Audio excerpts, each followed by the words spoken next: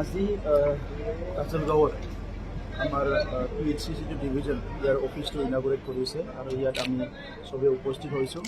PHCত বহুত ইম্পৰ্টেণ্ট প্ৰজেক্টবিলাক চলি আছে, JJM আৰু বহুত প্ৰজেক্টবিলাক, তো বহুত কাম কৰিব লগা আছে। উত্তৰ অঞ্চলৰ মানুহ পানীৰ কাৰণে খুব হাহাকাৰ হৈ আছে। দীৰ্ঘদিন ধৰি তেখেতসকলে পানীৰ কাৰণে বহুত ষ্ট্ৰাগল কৰিলে। এতিয়া লাহে লাহেকৈ বিভিন্ন স্কিম আহিছে আৰু আমিও BTR গভৰ্ণমেণ্টখনে যেনেকৈ নহওক ৰাইজে বিশুদ্ধ পানী পাব লাগে, ইয়াৰ কাৰণে বিভিন্ন আঁচনি আমি তৈয়াৰ কৰিছোঁ। আৰু আজি বিশেষকৈ এই কাজলগাঁৱত আমাৰ ডিভিজন অফিচটো ইনাগুৰেশ্যন কৰিবলৈ পাই আমি আনন্দিত হৈছোঁ আৰু ইয়াৰ পিছত পাব্লিক হেল্থৰ বিভিন্ন প্ৰব্লেম এই অফিচৰ পৰা ছল্ভ হ'ব। আজিৰ পৰা আপোনালোকৰ বাজেট অধিৱেশন আৰম্ভ হ'বলৈ গৈ আছে, যিহেতু বিধানসভা নিৰ্বাচন সমাগত, কি ধৰণৰ বাজেট ল'ব বুলি? চাওক, বাজেট বুলি ক'লে কেন্দ্ৰীয় বাজেট, ৰাজ্যৰ বাজেটটো যিমান ইম্পৰ্টেণ্ট, আমাৰ কাউন্সিলৰ বাজেটটো ইমান হাইলাইট নহয়। ইয়াত কিছুমান টকা আছে, সেই টকাখিনি কোনটো শিতানত কেনেকৈ ইফেক্টিভলি ভালকৈ আমি কাম কৰিব পাৰে, ইয়াৰ কাৰণে আজি বাজেট ছেশ্যনটো হ'ব। আমি বিচাৰিছোঁ কি মেক্সিমাম যিটো আছে পইচা আমাৰ এডুকেশ্যনত খৰচ হ'ব লাগে।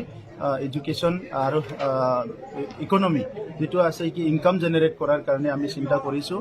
গতিকে আহি থকা বছৰত আমি এগ্ৰিকালচাৰ আৰু আমাৰ এডুকেশ্যন এই দুটাত বেছি প্ৰায়ৰিটি দি আমি কাম কৰিবলৈ লৈছোঁ। বাকীখিনি যিটো আছে ৰাস্তা ঘাটৰ কাৰণে কেন্দ্ৰীয় চৰকাৰ, ৰাজ্য চৰকাৰৰ আঁচনি আছে আৰু হেল্থৰ কাৰণে NHM চলি আছে। চ' DRDA, NRLM এইবিলাকতো বহুত আঁচনি চলি আছে। MG এনৰেগাৰ আঁচনি খুব ভালকৈ যদি চলাব পাৰে বহুতখিনি উন্নয়ন গ্ৰাম্য অঞ্চলত হ'ব। আমি এইটো যিটো দেখিবলৈ পালোঁ, আগৰ চৰকাৰবোৰে সেই কামবিলাক কৰা নাই। গতিকে এতিয়া আমাৰ তাত যিখিনি টকা আহিছে, সেই টকাখিনি সঠিকভাৱে কেনেকৈ ৰাইজক মানে আমি ইমপ্লিমেণ্ট কৰিব পাৰে বা উন্নয়নটো দিব পাৰে, ইয়াৰ কাৰণে আজি বাজেটৰ আলোচনা হ'ব।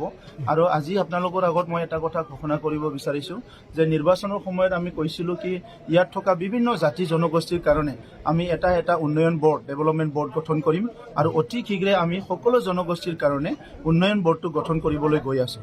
আচ্ছা ছাৰ, VCDC নিৰ্মাণ গঠন কৰাক লৈ যিটো এটা মতানৈক্য হৈছে VCDCত একো মতানৈক্য হোৱা নাই, এজন দুইজনটো থাকিবই। এইটো চব পাৰ্টি থাকে, কালি MLA টিকেট দিলে এইটো হ'ব, MP টিকেট দিলে এইটো হ'ব, এইটো হ'বই। নহ'লে আৰু মানুহৰ কি আছে, মানুহটোতো আৰু মেচিন নহয় কি আপুনি নট বলটো মাৰি থৈছে ইফালে যাব লাগে এনেকৈ। মানুহ হ'লে কি অলপ ফ্লেক্সিবিলিটিটো হ'ব, কিন্তু এইটো লৈ পেলাই আমাৰ মাজত কোনো তেনেকুৱা ডাঙৰ এটা কোনো সাংঘাতিক এটা ক্ষতি একো নাই, না BJP আৰু UPPLৰ মাজত, না UPPLৰ মাজত, না BJPৰ মাজত। এজন দুইজন এনেকুৱা ল'ৰা কৈয়ে এইটো আপুনি দেখিব, কালি ইলেকশ্যন টিকেট নাপালে কোনোবা ক'ৰবাত গুচি যাব, কোনোবা ক'ৰবাত আহিব, সেইটোৱে ৰাজনীতি আৰু। বিধানসভা নিৰ্বাচন কাৰ লগত মিত্ৰতা হোৱাৰ সম্ভাৱনা আছে? এতিয়ালৈকে আপোনালোকে যাৰ লগত দেখা পাই আছে তাৰ লগতে হোৱাৰ মেক্সিমাম চান্স আছে।